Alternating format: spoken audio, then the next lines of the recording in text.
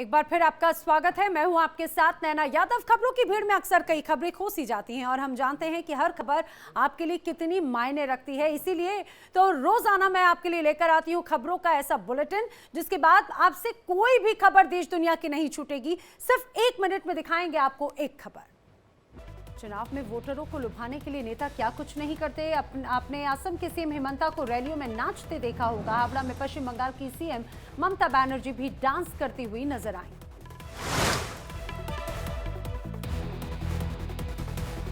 CM Mamata Banerjee के dance का ये वीडियो सोशल मीडिया पर चर्चा का विषय बना हुआ है। लोक कलाकारों के साथ में ममता डांस करती नजर आई। डांस के बीच उन्होंने ड्रम भी बजाया।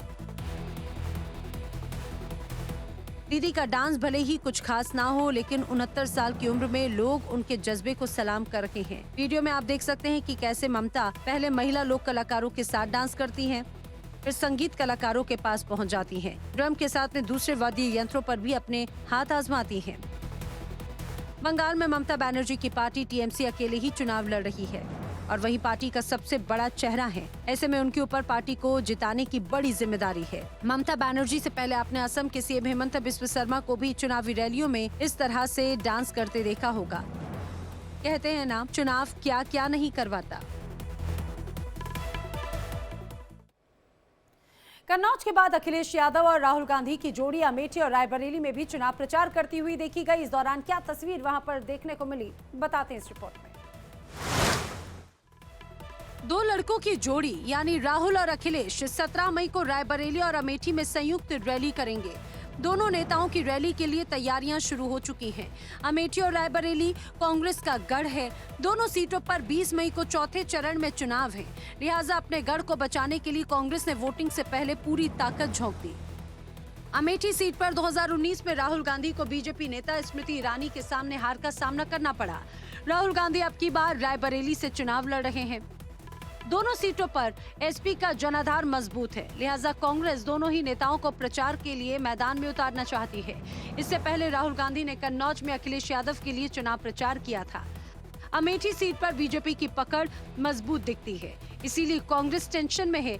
स्मृति ईरानी के लिए एसपी विधायक और गायत्री प्रजापति की पत्नी महारानी प्रजापति भी वोट मांगती नजर आई। गायत्री प्रजापति की बेटी खुलकर बीजेपी के समर्थन में नजर आई और स्मृति ईरानी के लिए वोट मांगे। प्रधानमंत्री मोदी 13 मई को वाराणसी जा रहे हैं। रोड शो के बाद में पीएम नामांकन पत्र दाखिल करेंगे और करीब 20 घंटे काशी में बिताएंगे।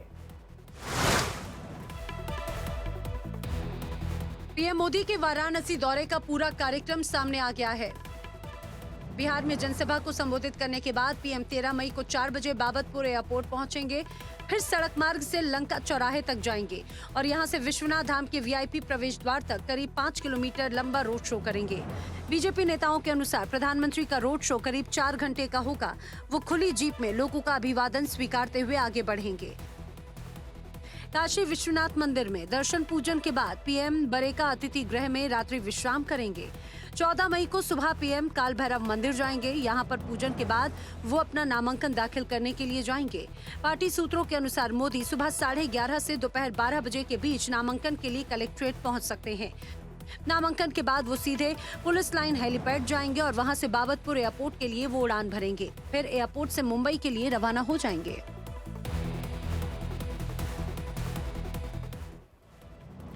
बिहार में चुनाव प्रचार के बीच में माहौल तल्ख होता जा रहा है। हाजीपुर में चिराग पासवान की प्रचार गाड़ी को कुछ युवकों ने रोक लिया और बैनर पोस्टर्स तक फाड़ दिए।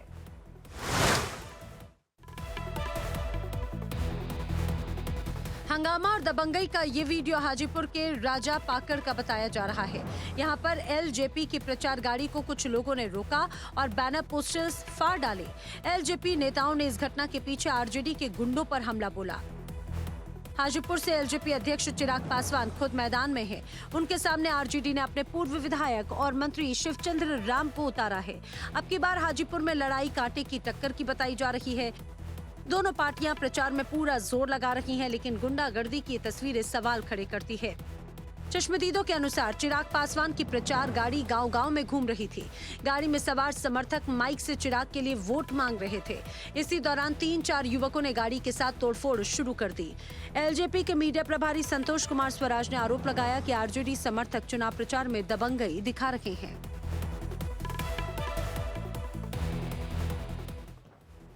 अंतरिम बेल पर जेल से बाहर आए दिल्ली के सीएम अरविंद केजरीवाल ने कनॉट प्लेस के प्राचीन हनुमान मंदिर के दर्शन किए। उनके साथ में उनकी पत्नी सुनीता केजरीवाल और पार्टी के तमाम नेता भी मौजूद रहे।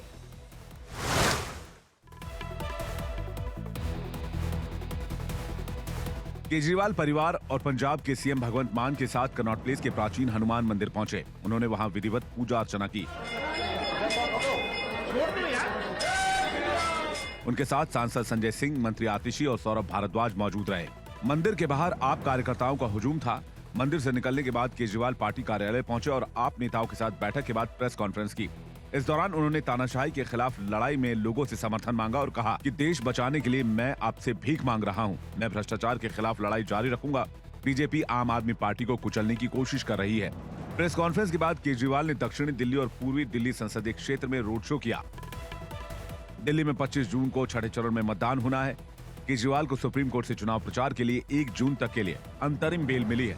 उन्हें 2 जून को कोर्ट में सरेंडर करना होगा। अरविंद केजरीवाल ने पीएम मोदी पर बड़ा हमला बोला है। उन्होंने कहा कि मोदी का मिशन है वन नेशन वन लीडर। वो देश के सारे नेताओं को जेल में डालना चाहते हैं।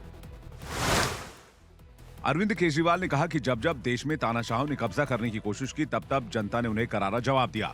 आज एक बार फिर तानाशाह लोकतंत्र पर कब्जा करना चाहता है। केजरीवाल ने कहा कि अगर बीजेपी चुनाव जीत गई तो ममता दीदी, तेजस्वी यादव समेत तमाम बड़े विपक्षी नेता जेल में होंगे। अगर ये चुनाव जीत गए, मेरे से लिखवा लो एफिडेविट के ऊपर, थोड़े दिन के बाद ममता दीदी जेल में होंगी, तेजस्वी यादव जेल में होगा, स्टालिन साहब जेल के अंदर होंगे, पिनरई विजयन जेल के अंदर होंगे, उद्धव ठाकरे जेल के अंदर होंगे, जितने विपक्ष के नेता ये सारे जेल के अंदर होंगे। केजरीवाल ने कहा कि पीएम कहते हैं कि मैं भ्रष्टाचार से लड़ रहा हूं, लेकिन देश के सारे लुटेरों को अपनी पार्टी में जगह दे रखी है। केजरीवाल के समर्थन में दिल्ली पहुंचे पंजाब के सीएम भगवंत मान ने भी मोदी सरकार पर जमकर हमला बोला। उन्होंने कहा कि 4 जून को बीजेपी का सुपड़ा साफ हो जाएगा। भगवंत मान ने कहा कि 3 चरण की वोटिंग के बाद बीजेपी को समझ में आ गया है कि उसकी सरकार नहीं बन रही। 400 सीट की बात करने वालों का बेड़ा पार नहीं होने वाला। क्योंकि पहले 3 राउंड में, आपको खुशखबरी बता देता हूं, पहले 3 राउंड में मोदी जी को पता चल गया कि अब की बार 400 बार नहीं, बेड़ा पार भी नहीं। 400 पार तो दूर की बात है, बेड़ा पार नहीं हो रहा। पंजाब के सीएम मान ने कहा कि बीजेपी का टाइम खत्म होने वाला है। 25 मई दिल्ली से बीजेपी गई। कनॉट प्लेस में बड़ी संख्या में पार्टी कार्यकर्ता पहुंचे। आम आदमी पार्टी कार्यकर्ताओं ने कहा दिल्ली में बीजेपी का सुपड़ा साफ होगा। देखिए, बीजेपी का तो सुपड़ा साफ हो गया। बीजेपी ने पहले अपने 6 कैंडिडेट बदले, 7वां मनोज तिवारी जी था। आज इन सबकी इतनी हालत खराब है कि रोड पे गली गली में घूमना पड़ता, जो आज से पहले कभी घूमे नहीं थे। आज इनके सपने में अगर कोई आ रहा तो वो अरविंद केजरीवाल जी आ रहा है। तो मैं देश के प्रधानमंत्री जी से एक ही बात बोलना चाहूंगा, आप झोला सिलवा लीजिए, आपकी जाने की तैयारी है। चुनाव की प्लानिंग के लिए केजरीवाल ने रविवार को दिल्ली के सभी विधायकों की मीटिंग बुलाई है। सीएम आवास में होने वाली बैठक में आगे की रणनीति पर चर्चा की जाएगी। केजरीवाल के बयान पर अमित शाह का पलटवार भी सामने आ चुका है। उन्होंने कहा है कि पीएम मोदी ही देश का नेतृत्व करते रहेंगे, इसमें कोई कंफ्यूजन है ही नहीं। अरविंद केजरीवाल की टिप्पणी पर अमित शाह ने कहा कि मोदी जी 75 सालों के हो जाएंगे, इससे विपक्ष को खुश होने की जरूरत नहीं है। बीजेपी के संविधान में ऐसा कहीं नहीं लिखा। इन्होंने कहा कि मोदी जी ही ये टर्म पूरा करेंगे और आगे भी देश का नेतृत्व करते रहेंगे, इसमें कोई कंफ्यूजन नहीं है। मैं अरविंद केजरीवाल एंड कंपनी और पूरे इंडिया अलायंस को कहना चाहता हूं, मोदी जी 75 साल के हो जाए, इससे आपको आनंदित होने की जरूरत नहीं है। ये भारतीय जनता पार्टी के संविधान में कहीं नहीं लिखा है। मोदी जी ही ये टर्म पूरी करेंगे और मोदी जी ही आगे देश का नेतृत्व करते रहेंगे, इसमें भारतीय जनता पार्टी में कोई कंफ्यूजन नहीं है। दरअसल केजरीवाल ने हमला बोला है कि मोदी जी अगले साल रिटायर होने वाले हैं। मैं बीजेपी से पूछना चाहता हूं कि अगला पीएम दावेदार कौन होगा। मोदी जी अपने खास अमित शाह को प्रधानमंत्री बनाएंगे। मोदी जी उन्हीं के लिए वोट मांग रहे हैं। केजरीवाल के बयान पर शाह ने पलटवार किया है। दिल्ली में आज इंडिया गठबंधन की प्रेस कॉन्फ्रेंस हुई और कांग्रेस अध्यक्ष खड़गे ने कहा कि देश में मोदी सरकार के खिलाफ जबरदस्त गुस्सा है। इंडिया गठबंधन की प्रेस कॉन्फ्रेंस में कांग्रेस अध्यक्ष खड़गे, आरजेडी सांसद मनोज झा, लेफ्ट नेता दीपांकर भट्टाचार्य, डी राजा समेत तमाम नेता शामिल हुए।